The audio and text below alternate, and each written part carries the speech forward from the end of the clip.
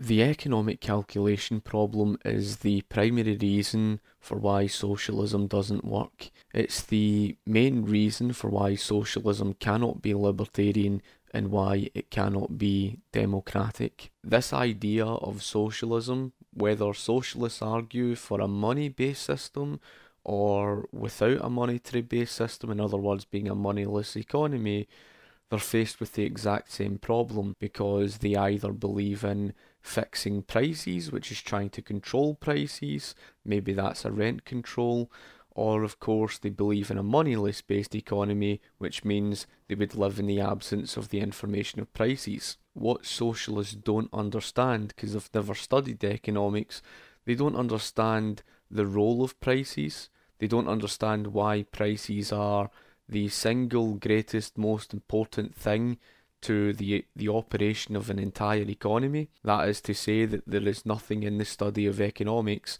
of greater importance than that of the information of prices.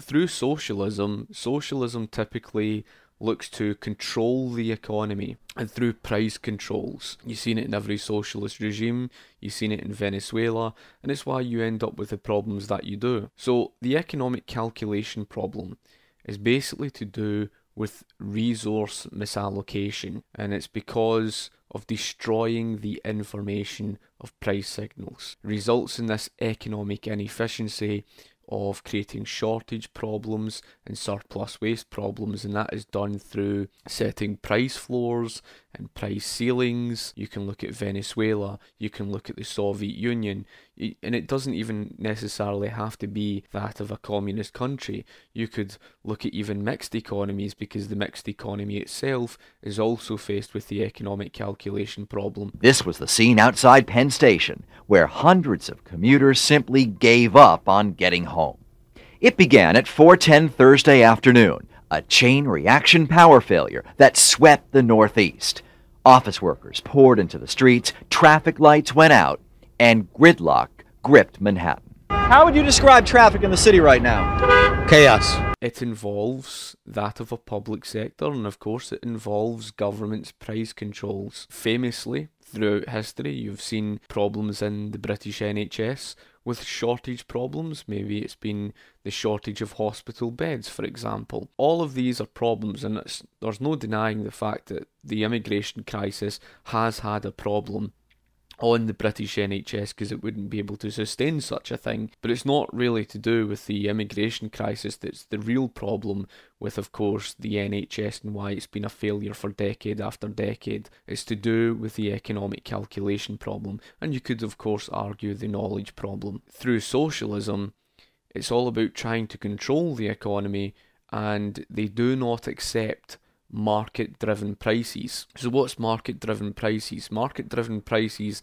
are prices left freely to the marketplace. In other words, capitalism, where it's left down to the laws of supply and demand. It's left down to consumer demand to drive what prices will be, and therefore, as time changes, prices will fluctuate, just like I've explained before, how prices of clothing, such as summer clothing, will change in price as you move into the winter period, because consumer demand changes and the price will change to reflect that. A large part of that is down to the fact that socialists really don't understand value, they don't understand prices. A good example of this is socialists crying out to try and control the price of rented housing. You see them complaining about, expensive housing.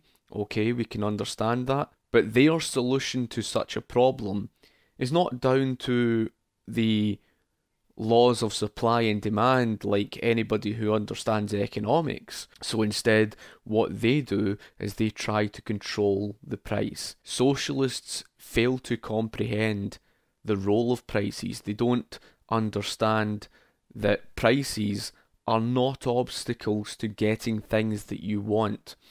Prices are signals. Prices are very important pieces of information in the market that tells producers, whether there's a shortage. It can change the incentives of consumers behavioural patterns. It can change the incentives of producers, for example. So you might find, for whatever reason, there's a higher price, therefore what the producer might be incentivized to do is to produce more in relation to the laws of supply and demand, to increase supply, to bring the price down. So when you see a high price in the market, in the laws of supply and demand, a high price in the market can typically mean that there is a shortage, and a low price in the market can signify that there is an abundance. That's why I said before in a previous video that the only way that you can really create a monopoly is by restricting productive output, because to restrict productive output is to restrict the supply in quantity. Therefore, you're basically creating a shortage, which in turn will result in a higher price. And it's often how we can tell whether an economy, such as, for example,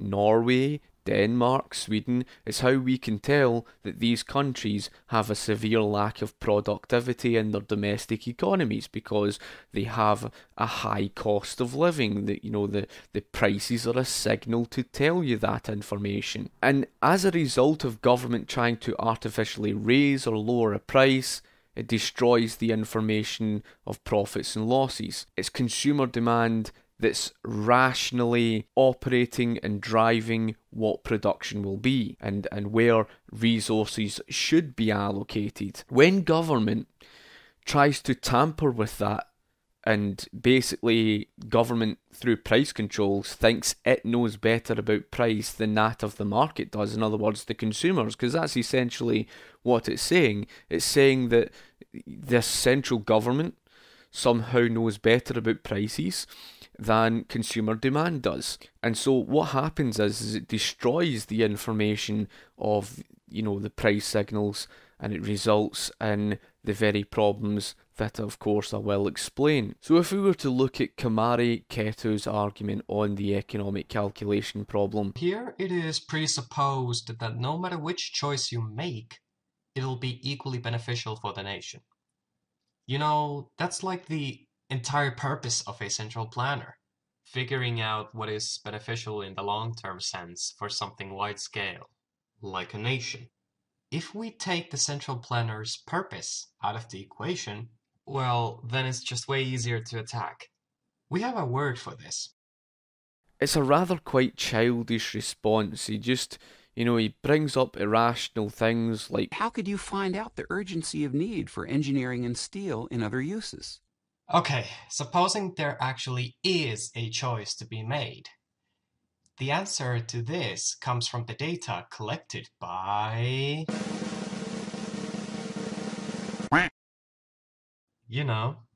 Soviets. The video that he was responding to brought up an argument about a track that would either be built through the mountain or round the mountain, and it's working out which would be more efficient to do so. And the information of prices is very important for this type of thing, especially for working out the calculation over that of how much resource would be used. So for example, the steel, how much resource would be used to building such a railroad and the irrigation, etc., through the mountain. If you did not have the information of prices, you wouldn't know the information of how much resource to use and where to allocate it in the marketplace, etc. So in order to get you to understand this is where the information of profits and losses comes into it. Just like ContraPoints had brought up something about profits. I mean, look what capitalism and the pressure to turn a profit has done to movies. And I actually seen a funny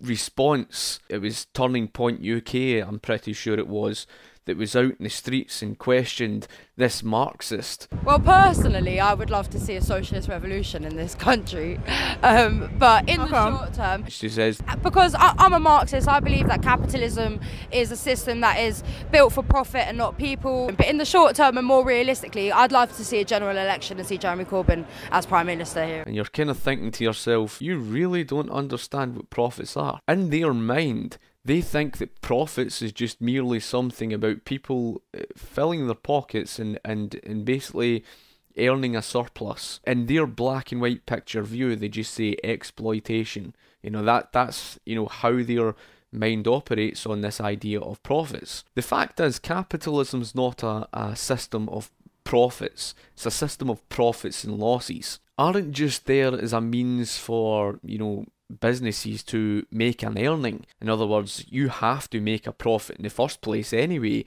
if you wish to, meet the operational costs of your business, because after all, you're going to have to meet the operational costs to pay the wages of workers. You're going to have to meet the operational costs of the building that you operate in. Maybe you're hiring out, a studio, whatever it may be. I mean, for example, I'm a photographer. If I was to hire out a studio, I would need to meet the operational costs of all of that sort of stuff. Profits are signals, just like that, of losses. So take this scenario. When consumers go into stores, put their money towards specific things, we know that from what consumers are buying, we know what they are in demand of. Only the consumer knows best. You can't sit there and say that a central planner knows best for the needs and wants of a vast population of 70 million people, or in the likes of the United States, 300 million people. It's impossible, because every individual's needs and wants is all different from one another. How do you know how much to produce for 70 million people? How do you know, what resources to use or where to allocate them, etc. in the market, and what it should be best used for? Profits is basically information that the consumer had driven, the consumer had demanded. What consumers are doing is they're walking into the store, they freely choose what they want, and it could be any store, it could be a clothing store, whatever it may be. They go into the store, they freely choose what they want, and they part with their money. The consumer is basically saying, here is what we want more of, here is what we want you to produce more of, and this is what we're in demand of. Should I get these pants? The goods that consumers are not spending on, The shirt looks too much like Christmas. those are the goods that, of course, they're saying, this is what we don't want. We don't want these products.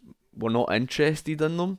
And again, that can change over time, because But I like the style of it. it could be summer clothing. You're not going to want summer clothing into the winter period, are you? And again, it depends on where you're situated. Florida's not the same as New York. Profits is telling us, from consumer demand, here is what we want more of. Therefore, the producer knows at the end of every month, they can see on their computer system, this is what consumers are buying most of. Therefore, we as the producers know what to produce more of. We know what to produce more of because consumers told us that information just simply from buying our goods. We also know, what resources to use. How do we know what resources to use? Because that product, whatever it is made of, right? Maybe it's a wooden product. They know what type of resources to use. And of course, there's more than one product. And there's a vast market out there where wood could get allocated to. There's a vast market, right? You would not want to use a scarce natural resource of wood and allocate it into parts where the market is not in demand of. Do you understand? Just as simply from consumers demanding from that simple product just by buying it, the producer knows where to efficiently allocate that natural resource. And they know from their profits how much to produce. Therefore, they're not going to overproduce. They also know where to allocate it in the market. So they know where to allocate the valuable scarce resources. They know what resources to use more of. And last but not least, they know what to invest more in. Maybe one product is more in demand than another product. We know at this time in the marketplace, at this point of the year, that this particular product is in greater demand than that other particular wooden product. So what are we going to do as producers? We're going to allocate that wood resource to that part of the market because that is what is in greater demand. So we know where to allocate the resources efficiently. Now, if you were to destroy the information of profits and losses, you've got no way of knowing that information. To be fair to ContraPoints said, I mean, I'm not an economic theorist, and honestly, I don't really understand how the economy works. That's fair enough. There's nothing wrong with that. But when you contrast that to someone like Kommari Kettu, Soviets, they're a thing. They have the information regarding urgency.